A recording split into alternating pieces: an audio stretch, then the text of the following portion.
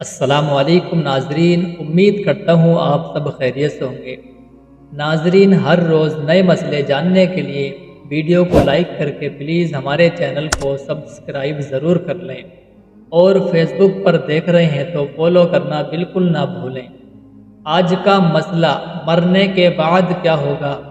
حضرت ابو حریرہ رضی اللہ تعالی عنہ کہتے ہیں کہ رسول اللہ صلی اللہ تعالی علیہ وسلم نے فرمایا، جب میت دفن کی جاتی ہے تو اس کے پاس دو سیاہ کیری آنکھوں والے فرشتے آتے ہیں۔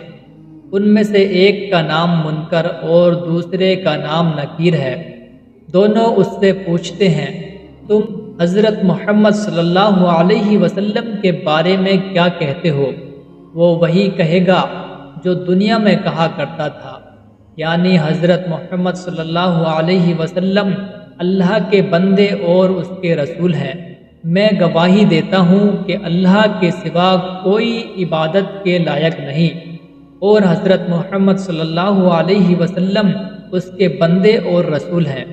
دونوں فرشتے جواب میں کہتے ہیں، ہم سمجھتے تھے کہ تم یہی جواب دو گے۔ پھر اس کی قبر 70 در 70 ہاتھ فراخ کر دی جاتی ہے، یعنی چوڑی کر دی جاتی ہے، اور اسے روشن کر دیا جاتا ہے۔ پھر بندے سے کہا جاتا ہے کہ سو جاؤ۔ وہ کہتا ہے، میں اپنے اہل و عیال میں واپس جا کر انہیں اپنی مغفرت کی خبر دینا چاہتا ہوں۔ فرشتے جواب میں کہتے ہیں، یہ ممکن نہیں، بلکہ اب تم دلہن کی نیند جیسی پرسکون نیند سو جاؤ، جسے اس کے محبوب کے علاوہ کوئی نہیں جگاتا۔ چنانچہ وہ سو جاتا ہے، یہاں تک کہ اللہ ہی اسے قبر سے اٹھائے گا۔ اگر مرنے والا منافق ہو تو وہ فرشتوں کے سوال کے جواب میں کہتا ہے کہ محمد صلی اللہ علیہ وسلم کے بارے میں بھی وہی کچھ کہتا ہوں جو لوگوں کو کہتے سنتا تھا، اس کے علاوہ میں کچھ نہیں جانتا۔